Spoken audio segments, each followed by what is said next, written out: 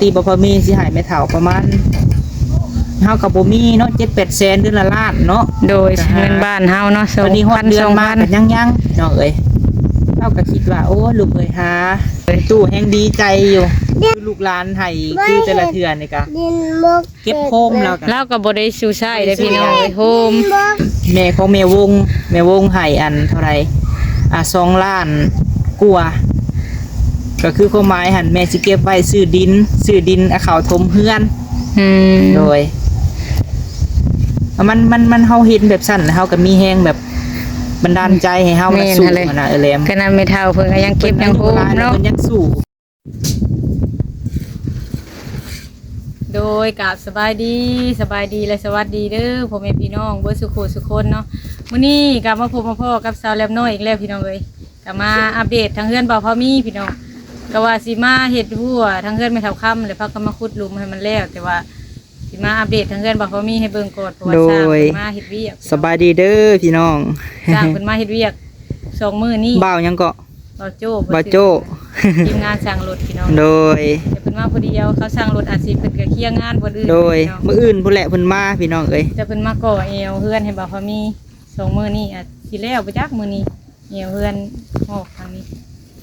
ถ้าน้องไผ่กับน้องชายนี่เพิ่นหาหน่อไม้พี่น้องเอ้ยบ่ได้มาเฮ็ดอยู่เฮ็ดกินบ่ได้ซื้อกลับมาเฮ็ดหัวซอยไม่เท่าค่ำมื้อนี้ก็คือสิแล้วอยู่พุดคุมนะเลยว่าไปเบิ่งนำกันก่อนไปก็ขอบคุณหลายๆเด้อพี่น้องเด้อที่เข้ามาติดตามและรับชมมาเป็นกำลังใจให้เด้อพี่น้องเด้อขอบคุณหลายๆไปเปิดภาพมาบัดนี้ก็ลมโวยพี่น้องเอ้ยเสียงผาก้างดังตึมมาพร้อมกันกับน้องชายเพิ่นพี่น้องเลยสบายดีไปสิพาไปเลาะเบิ่งเฮือนเพิ่นก่อนมาแล้วพี่น้องเอ้ยเนาะมาก่อเนาะก่อเอวบ่เพิ่นเดินบ่พาเช้าบ่น้องเพิ่นเดินน่ะตัวพี่น้องเอ้ยเพิ่นมาบ้านนี่ผู้เดียวก็ได้หลายเติบแล้วพี่น้องเอ้ยเพิ่นก็สิก่อให้มันอ้อมข้างนี้ทางหน้านี่จงไว้ก่อนเพิ่นสิไว้เอาดินเข้าคือว่าเดียวก็ไว้เนาะไว้เนาะเราเฮ็ดน่ะคือว่าข้าวเดียวนึงไว้ก็เพิ่นก่อเรียนกัน2ก้อนเนาะ2ก้อนอาจจะคิดว่าก้อนเดียวบ่ซะค่อยคิดว่าก้อนเดียวอันนี้แล้วเพิ่นจังเอิ้นว่าพาเช้านี่ความหนาของมันสิแม่นประมาณ20 เซน20 เซนนี่เห็นบ่มันใหญ่ซำนี้ซำพอบอกกับอันนี้นี่ซ้ำกันมันบ่น่าสิซ้ำกันก็ให้มันซ้ำกันเลยมันกระเน้นบัดนี้เอาดินเข้าคานได้เนาะนี่ดินเข้าตัว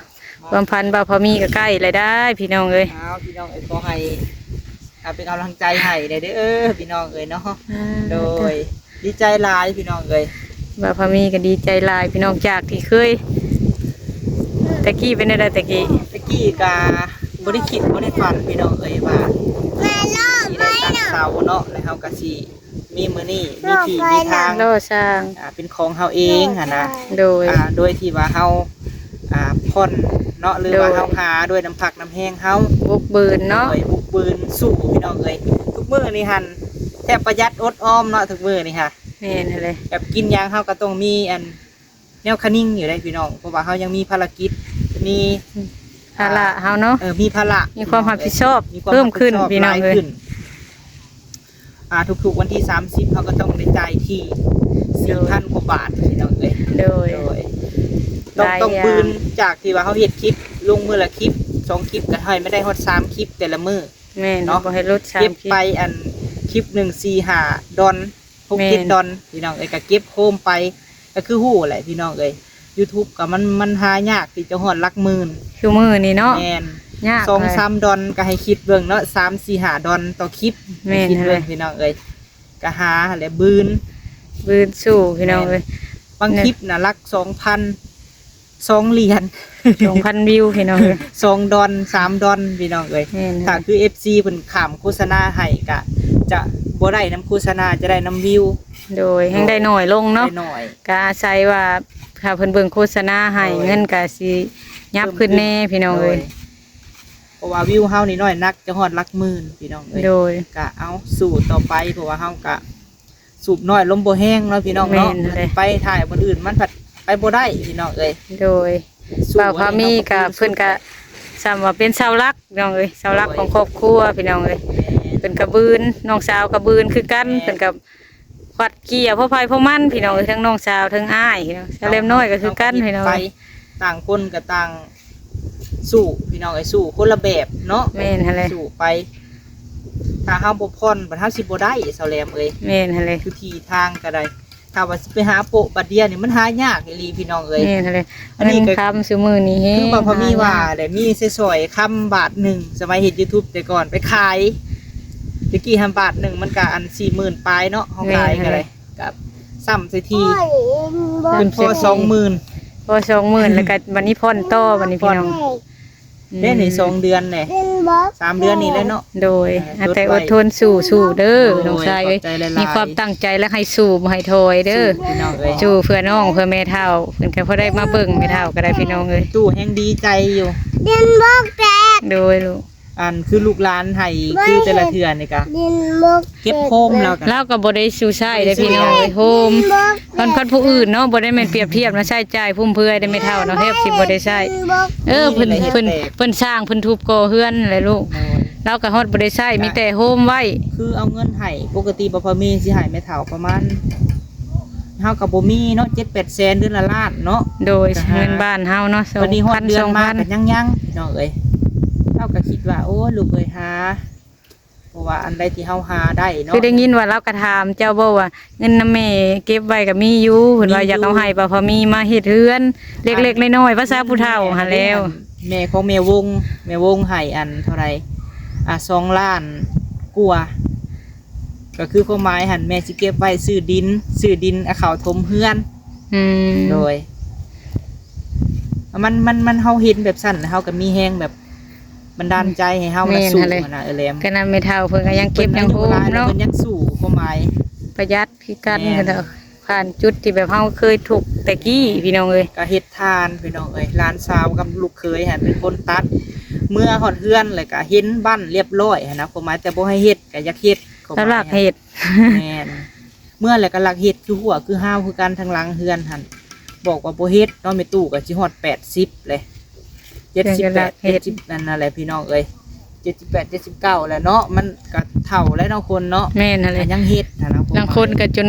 บ่ได้เฮ็ดหยังละหยังบ่ได้แล้วบางคนใครแต่ลาวก็ยังใครอยู่อายุ คันบ่พอก็เอาเงินที่ผู้ใหญ่นี่มอบให้เอาบ่ทิ่มใส่อ้ายเด้ อย่าไปทิ่มใส่บ้าว เลยบ่พอก็เอาน้ำแม่ก็คือความหมายเฮาก็นั่นแหละบ่พอมีคิด ผัดคิดว่าอยากเอาให้เพิ่นไว้ใช้เนาะ ไว้ใช้ เพิ่นเพิ่นยังอยากโฮมมาให้เฮาอยู่พี่น้องเอ้ย แทบจะบ่ได้ซื้อหยังไม่เท่าค่ะ เออ คือความหมายแบบซื้ออยู่ซื้อกินก็เก็บไปให้ก็ยังเบิด ยังเบิดเนาะเพราะว่า ซื้อ ร้านสาวกับร้านเคยก็หาอยู่หากินน้ำพี่น้องเพิ่นก็กินต้มกบแจ่วกบอะไรไม่เท่าก็กินไปอาหารบ้าน ก็ เฮา 3-4 คนเดือนแฮงสิเบิดหลายพี่น้อง แม่ ไป น กินแบบธรรมชาติเนาะ แม่นหั่นแหละกินไปหาหน่อหมกหน่อไม้ เพิ่นก็เข้าใจพี่น้องเอ้ยว่าเฮาเฮ็ดเฮือนแล้วเฮาก็ต้องประหยัดช่วยกัน แม่นหั่นแหละ อันใดมีแต่ซื้อข้าวช่วงนี้ก็ได้ อืม เพราะว่าเฮาบ่ได้เฮ็ดหน้าปีนี้ก็บุกถ่ายคลิปนี่แหละพี่น้อง ปีกายนี่เพิ่นเฮ็ดหน้าเนาะ ว่า อุ้ ยั ม ง อ อยู่ ยู่ ปี ข้าว กาย หัน นี่ ประมาณ4-5 สอบข้าวเปลือกนี่แหละ เข้าแต่ไปเฮ็ดหน้าน่ะบ่ ยัง ยังอยู่ได้ แล้วก็ พี่ ประ น้อ หยั ง ด เอ้ย กินแล้วก็ซื้อข้าวซื้อมื้อก่อนน่ะสอบหนึ่งก็800,000 เขาหยุดนี่เนาะ เดี๋ยวนี้สอบ800,000เนาะ แม่ว่าจุดกับไผน่ะ พุ่นอยู่ดินเพิ่นผู้ บอกว่าเห็นแบบบ่พอมีก็ต้องแบบประหยัดลดออมหลายขึ้น แต่ก่อนก็ประหยัดอยู่แต่ว่าเฮามีภาระตอนนี้เฮาแฮง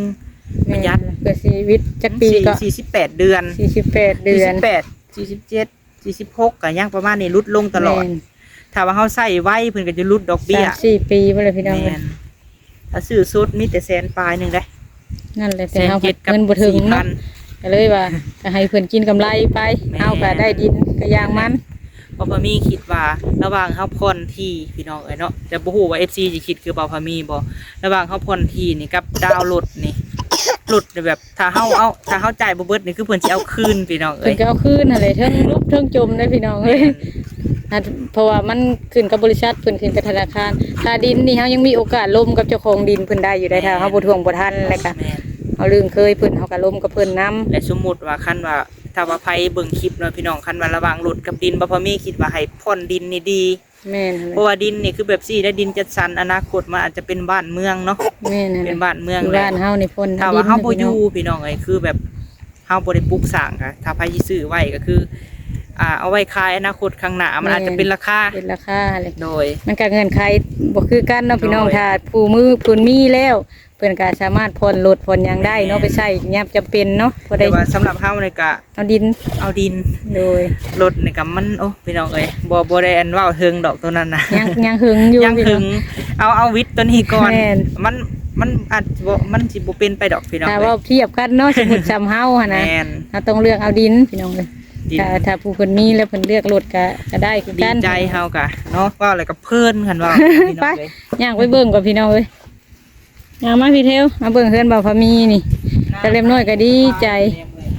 ดีใจน้ำน้องเพิ่นได้แล้วก็ ไฟครับมีไฟนี่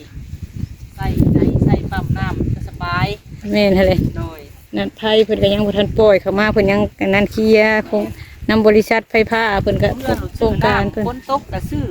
ยามแรงก็ซื้อตลอดนะ อื ซื้อ ม มีแต่ซื้อน้ำตลอด ข้างหลังกระจงไว้5เมตรพุ่นได้พี่น้องเลย5เมตรบ่ 7 เมตร 7เมตรเนาะกว้างเติบได้พี่น้องข้างหลังก็ โดย 7เมตรก็ทั้งหมดเพิ่นก็เฮือนครัวออกมา หอดบ่7เอาประมาณ5 เมตรนี่แหละ5 เมตรเป็ดไว้บนเตือเนาะเย็นจะส่ง อย่างฮอด7เมตรพุ่นบ่จัก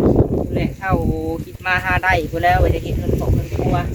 แม่นแต่ตอนนี้ก็เอาเฮือนใหญ่ไปก่อน พี่ พี่ น้ น้ อ อง ง นอนก่อนอันนี้ก็ได้ปล่อยไปแล้วพี่น้องเอ้ยดีใจเนี่ยมื้อตั้งเช้าหันตื่นมาเมื่อว่าสิตั้งเช้าเนี่ยนอนบ่หลับพี่น้องเอ้ย เป็น เนาะ แม่นหั่นเลย แต่ ทั้งดีใจทั้ง ดีใจ คิดโอ้ยไผกันคนเฮานี่ถ้าได้ตั้งเสาเฮือนไว้เลยโอ้ยดีใจคือหยังพอได้เบิ่งพอได้แยงพี่น้องเอ้ย พอมีคิดว่าคันว่าตั้งเช้าไว้แล้วยังบ่ได้ชุดๆอีหลีก็ให้เดือนหนึ่งจะให้ได้ประตูแบบปองหนึ่งก็ได้นะ เพื่อเฮาเก็บเงินเนาะเงินเดือนออกก็พอได้บิแบ่งมา เรียกว่าเขาเรียกอันนี้ก็สิถามไอ้รถว่ะมียังแน่ล่ะให้บุญเขียนไว้ให้ ไปสิคอยกันเอาแต่ละเดือนไปเนาะ แม่น โดย แต่ละ ลูก เดือนไปหั่นนะนี่เพิ่นก่อนี่ยังจังหน่อยเพิ่นก็เฮ็ดเพิ่นงานแล้วเนาะ แม่นแหละจังนั้นก็เฮ็ดเบื้องนั่นแหละพี่น้องเอ้ย ให้นี่มาเช้านี่เนาะสำเร็จ เป็นมาเช้านี่ข้างเบื้องนี่นะมาผู้เดียวมื้อนี้อืม สองแถวพุ่นได้ สองแถวพี่น้องมันชูมือนี่เพิ่นเฮ็ดแบบนี้เลยพี่น้องคักอยู่ โดย ก็สองแถวเลยจังเทคาน นั่นแหละ พ่อเขาจังเอิ้นพาเช้า หนา ว่าตะกี้เฮาเลยว่าอยู่พี่ ตัวสร้างสบายดีเด้อ เพิ่นมาผู้เดียวเพิ่นได้พี่น้องเอ้ย โดย มันกับเหงาแน่แล้วเนาะมาผู้เดียว จังอันนี้เลย เป็นเบ้าเลย เป็นว่าเป็นบ่าวเลยเนาะ